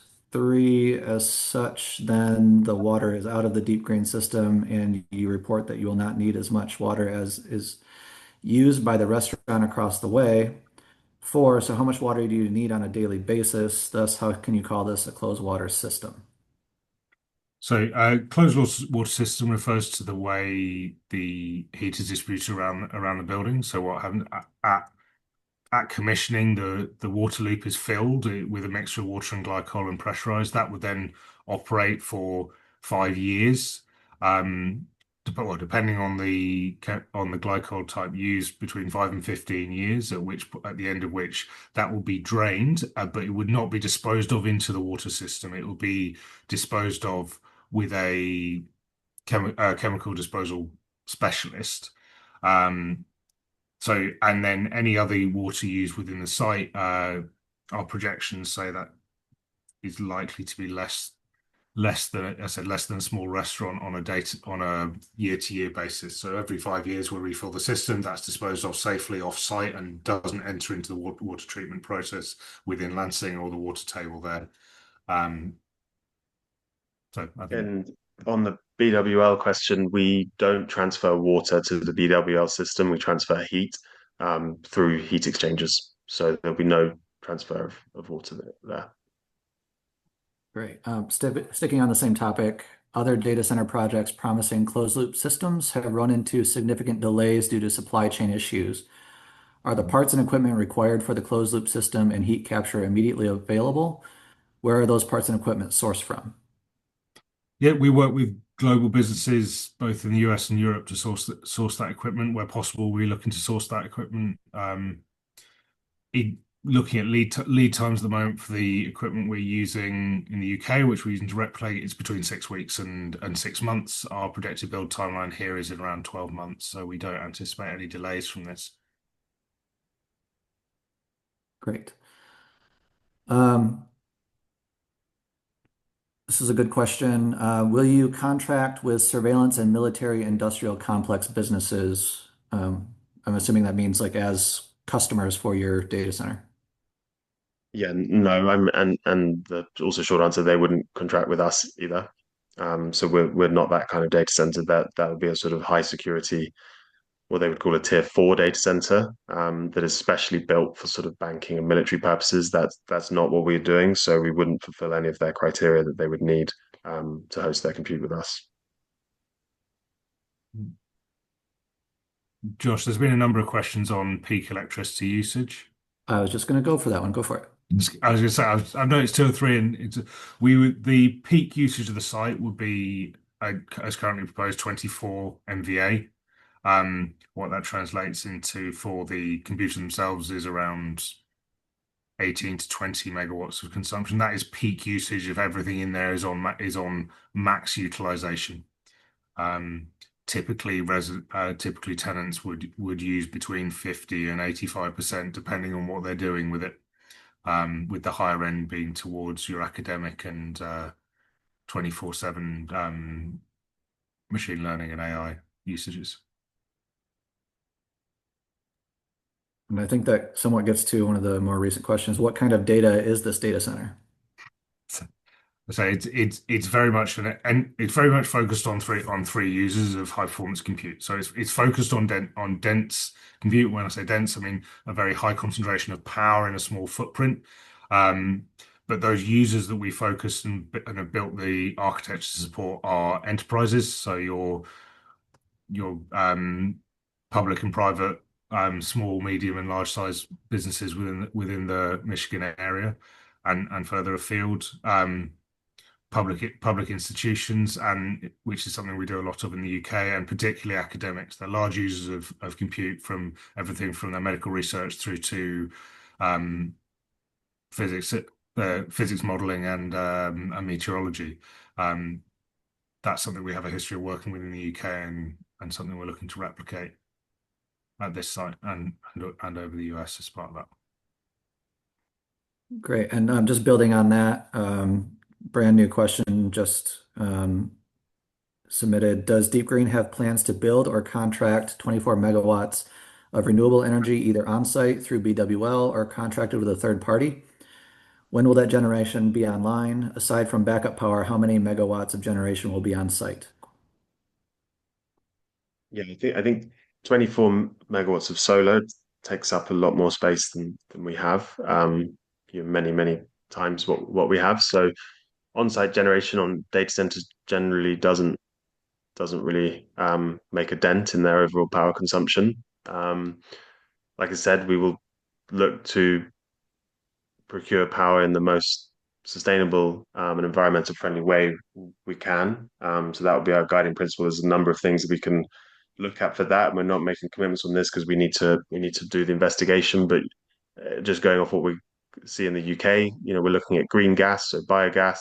We're looking at what we call a sleeve PPAs with solar and wind generators. So we're buying the electricity that they produce exactly at the moment that they produce it to keep the grid balanced. And we're looking at renewable supply certificates from generators as well. So there's a number of things that we would like to look at. It definitely won't be on-site generation, but there's also lots of other avenues that we can look at. Great. Someone has asked you to comment on remarks made by Deep Green's attorney at Councilman Cost's presentation back in December. She said, "Why would someone get a degree at MSU so that they can stay home and pick up trash in parking lots? Is this how Deep Green views the current level of opportunity in Lansing?" Um, I'm going to take Jack's word that that was a direct quote, but if you want to react to that quote, Luke, since you were there. Yeah, I mean, and I, yeah, don't agree with that necessarily. Don't think that's the level of opportunity in Lansing. Speaking to people in Lansing, there's a lot of local pride. I think there's a sense that there's things that can be done in the city to improve opportunities for people living there. Um, and I imagine the comment was sort of referencing that, but no, we don't think that represents the current state of Lansing. But we would like to be part of initiatives that help benefit the city and improve the city, and everywhere can be improved. So we want to work with the local community on that. Yeah, so I echo Luke, and I definitely don't agree with that comment. And to be honest, we wouldn't be looking to invest this level of commitment in Lansing if that was something we believe is true. I think from the viewpoint we've seen from everything we've seen from Lansing and being a forward-looking city, looking to adopt new technologies and invest to push forward the opportunities in Lansing. That's something we want to be associated with, and not something that should be demeaned or put down. It's got a long history with MSU and other industry in the area of pushing forward industry in the US, and that's something that is a legacy we want to continue. Great. Appreciate that. Why are you guys not more open about the fact that there would only be 15 permanent jobs on site? I don't think we're hiding away from it. I think we've summarized the fifth job creation that we've worked with our partners, local partners, to come to that number. We haven't done the staffing plan of the site because that will come out when we do the full designs. But we're not shying away from that number. I do believe it's slightly more than that though. Yeah, so 15 is something we can trace, and I think that's what Luke had in his presentation. There's a significant, not large. I wouldn't want to pretend it was an enormous quantity of jobs like you might see from an industrial plant, but there is a not insignificant number of jobs and very high paying jobs involved in running the servers themselves. I think you've already kind of elaborated on this, but do you think that's a good number of jobs? Um, it, it's more than the parking lot's generating. So let's put it that way. It is contributing to Lansing's digital infrastructure. It is putting money into the economy through tax revenues, through savings for the public utility, through the return on equity to the city, and providing jobs. It's not just the jobs. There's loads of community benefits. But I think that speaking to local people, that parking lot has been sat there empty for years. And so it is a better use case than that for sure. Yeah, I think the continuation of that is these jobs will be well-paying jobs. There'll be skilled jobs that will use the skill set of the people of Lansing. There's a reason that our colleague Jack has been at MSU speaking to their engineering department about developing those skills. They're skills we need, and there's skills that are very valuable in our industry. So it's not just about creating jobs; it's about creating high-quality jobs that people will be proud of and people want to move to Lansing or employ people within Lansing to do.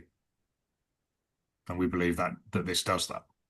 And the benefits Luke's talked to is extends that. Just sticking on the job topic for a minute. There have been a couple of quick follow-ups. Would these be union jobs and define high quality?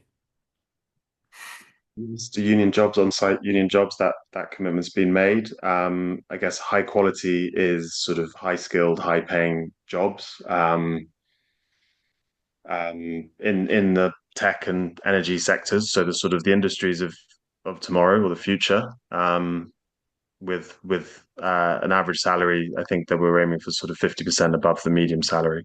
If you want to define it by numbers. Yeah, so as Lou said on the union jobs in construction, I'm not aware if there's a unionized workforce within the skills on the data center space. It's going to be within the data center in operation. It's going to be a mixture of security jobs, network management, looking after the internet services provided there, and and more hands-on jobs, maintaining and looking after the very valuable equipment there, from the generators to the heat rejection to the interface with the heat network itself. It's high skills, and it's going to lean on the high level of technical capability within the city of Lansing. And just to keep going on the job front,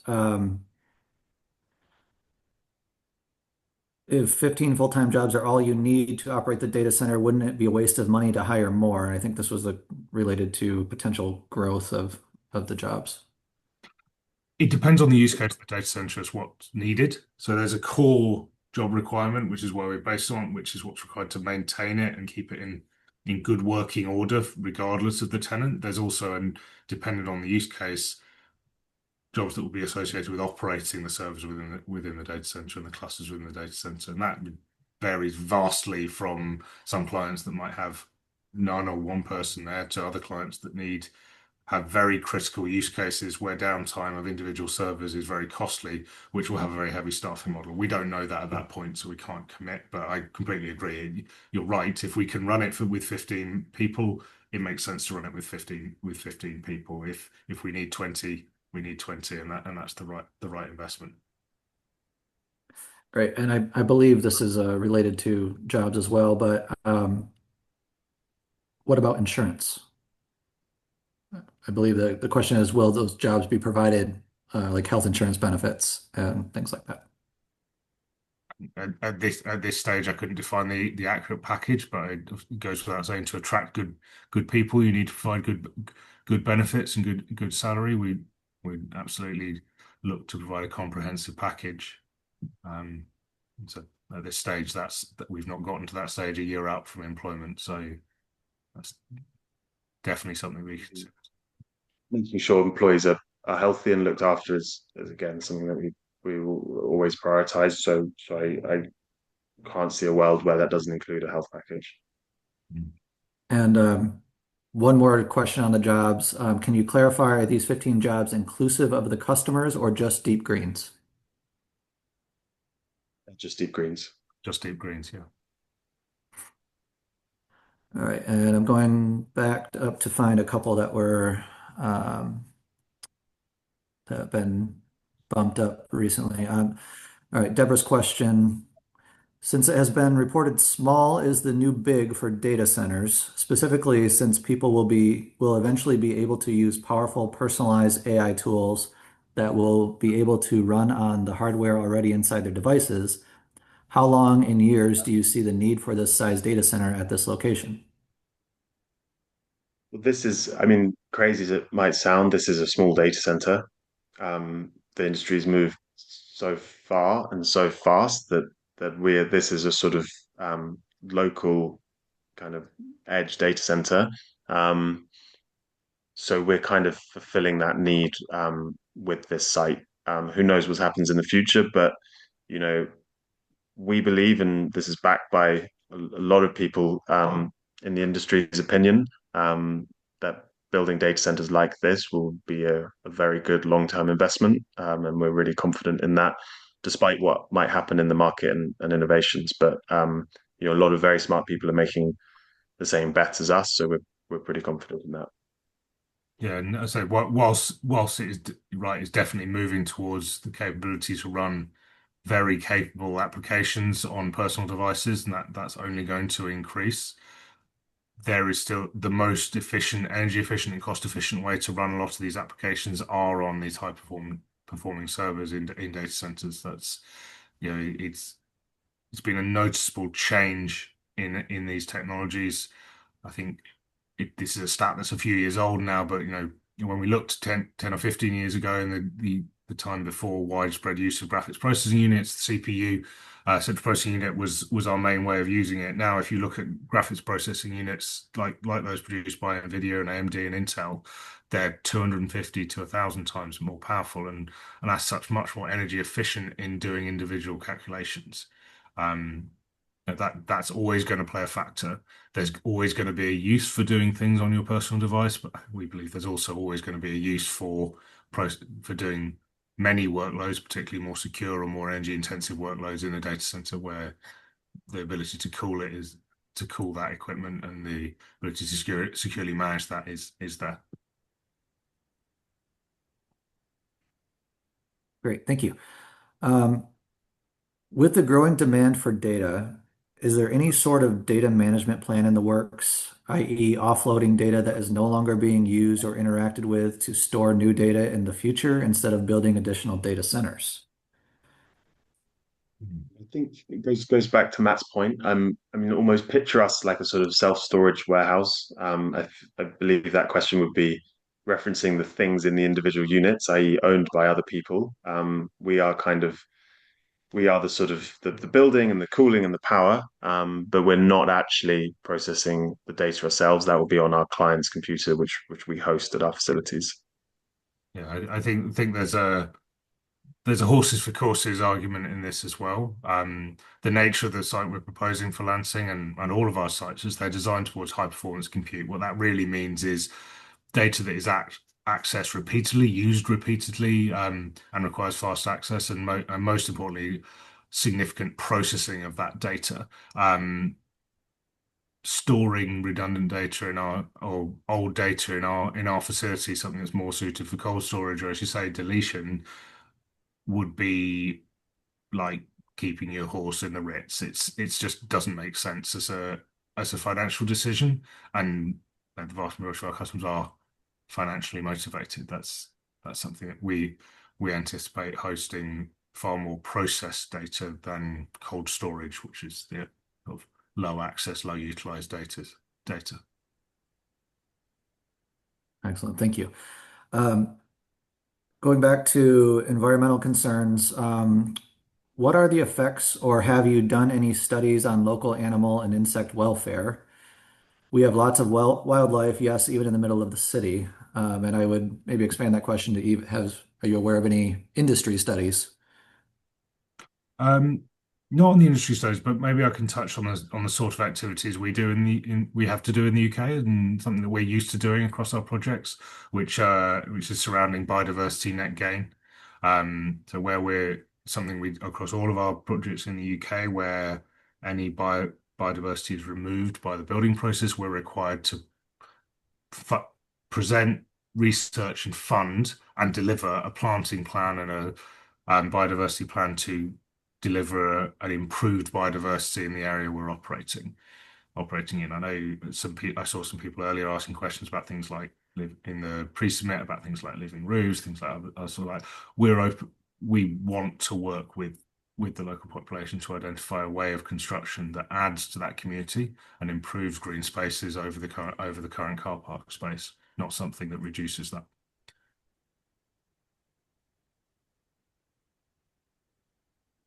All right, thank you. And I've seen a few questions related to this general sentiment. So I'll ask the most recent one. The automobile industry is bigger than ever. Lansing is all too familiar with the rotting infrastructure left behind by GM. Why should we trust you? Yeah, I mean it is a small site, again to reiterate, on a very underutilized parking lot. Um, we're not taking up half the city.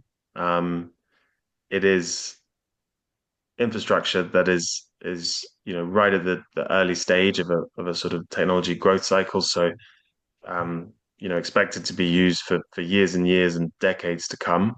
Um, Once we deploy it, we are jointly motivated to use that infrastructure. We're investing a huge amount of money in building it. The truth is that we need to be there to recuperate that money, and so we're making a bet on being in Lansing long term is good for Deep Green as a company. So we're incentivized just as you to make sure that infrastructure is utilized as much as possible.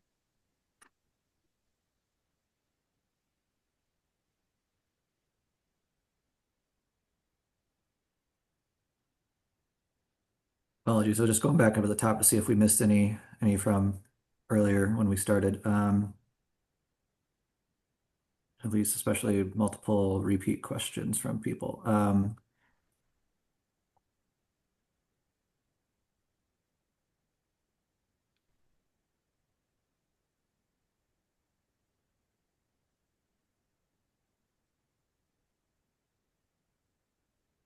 Okay. So Randy from our team responded to a question and shared that Deep Green will result in $1 million per year in new revenues to the city, separate from the more than $800,000 in property tax revenue. How is that $1 million in new revenue going to be generated? So that is the city's return on equity charge on the power. Um, so it's just over 6% of power sales from BWL. Wherever we get our power from, I think we've committed to giving that to the city or giving the equivalent to the city. And that's how it's calculated. So it's very standard mandated charge, and it's based on our expected energy load on the site.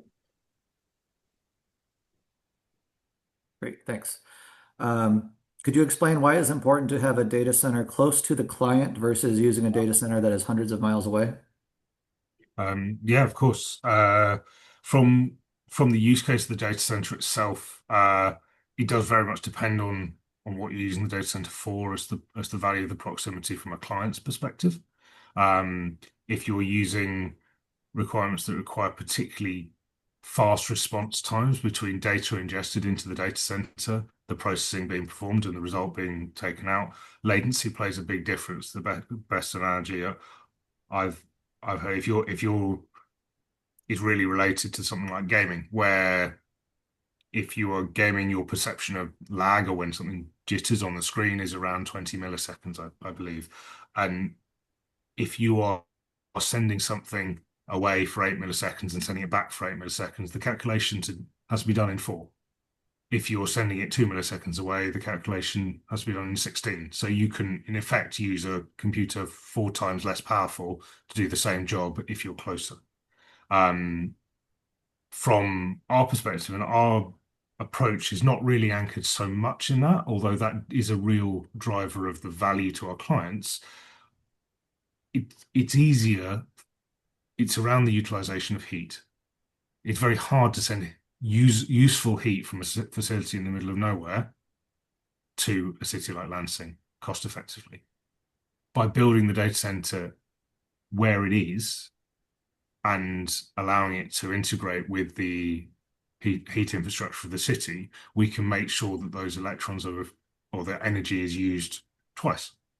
And that's really what's driving our approach versus the others. All right, next question. Are you able to share information from other data centers you manage that can show that there is no impact on local utilities, water usage over time? That should be local utilities slash water usage over time. What could ongoing monitoring look like? And I think that gets again back to your reporting. So we talked about the reporting. Our aspirations, Luke said, is to have some form of public dashboard that is as close to live as possible. That's a long-term aspiration, but we'll definitely commit to the monitoring. If we're looking at impact, I think water's a really good use case. So there's got two sites we're going into construction now where that are about a quarter of the size of this site. Those sites are each using projected to use in full usage at the hottest point of our projections over their 40-year life cycle, in the region between 80 and 100 cubic meters of water per year. That's less than a family of four use in their house. To sort of frame that in context. Obviously, I said we haven't made the designs, finalized the designs in Michigan, and you have a very different climate to where this operates in. But that's the sort of approach we're using. If you were to compare that to other users, that might be 40 to 50 times greater in some data center design architectures, and that's really driven by the temperatures everything operates at. What happens to the BWL and if you go out of business? I think data centers are very valuable assets. You've seen the sort of level of investment that will be required to build a data center here. That asset will have value, whether Deep Green is in operation or not. You know, we are backed by a very large, one of the largest infrastructure funds in Europe. So we're very well funded and we're very well supported by them. But if that was to happen, that asset can still be used by another operator. And as said, it would have been built using our principles. So it would still have the heat reuse, it would still have the sustainable design, whoever operates it. But there's no shortage of people that would bite your hand off to operate a working data center in this climate. So the Deep Green as an entity is sort of less important than the actual asset. Excellent, thank you. We have time for one or two more questions. Have you explored other ways to use the heat that is being generated? Yeah, we've explored quite a few crazy use cases. So we've obviously got pools and heating cities and through district energy makes sense. We've explored insect farming, we've explored aquaculture, we've explored whiskey brewing, beer brewing, sort of making it back into electricity. Yeah, there's lots of different use cases you can use heat. Greenhouses are actually a really good one. They're doing that in Holland. As you can tell, we're very passionate about reusing waste heat from data centers. So we would love to use it as many as possible. The reality is, if you want to do it at scale, district energy is the route forward. It can take up a lot of heat. You can provide a lot of value to communities. But we won't stop looking at the slightly more crazy stuff for sure.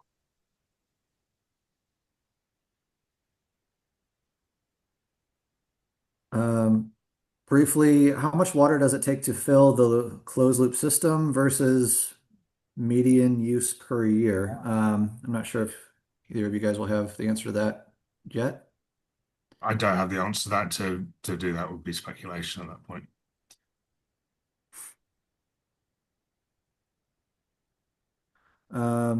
And finally, for those not technologically inclined, is it possible to see a cutaway model of your data center with all the components exposed at the in-person discussion? I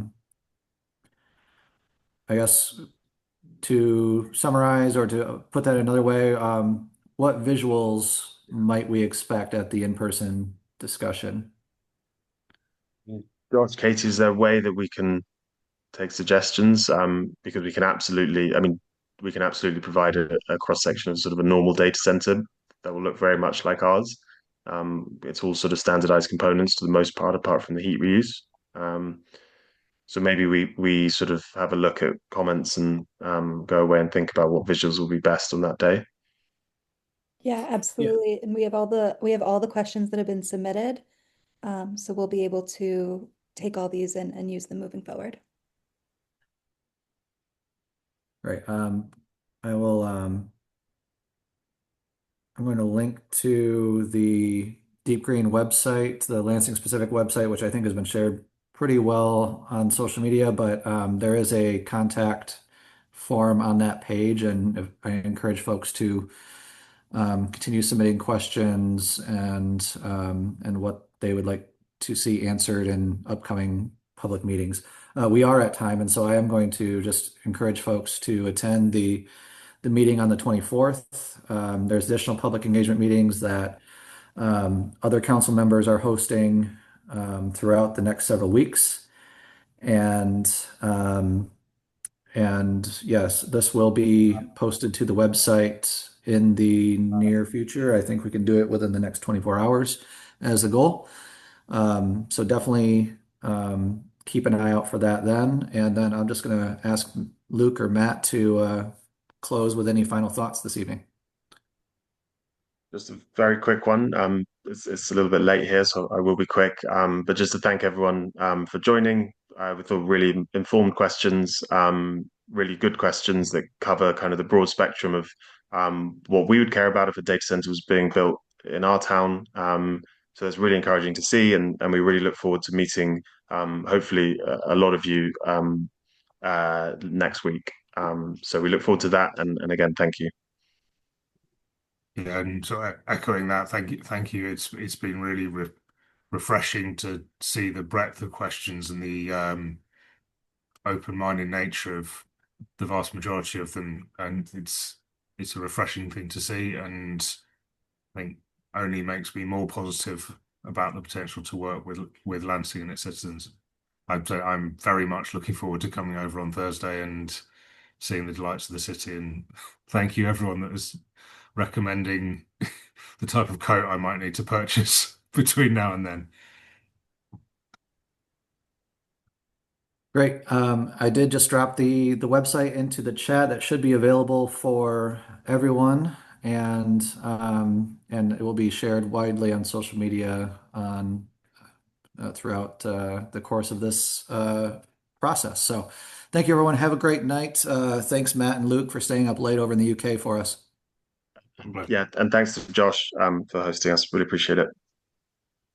All right. Good night, all. Bye bye.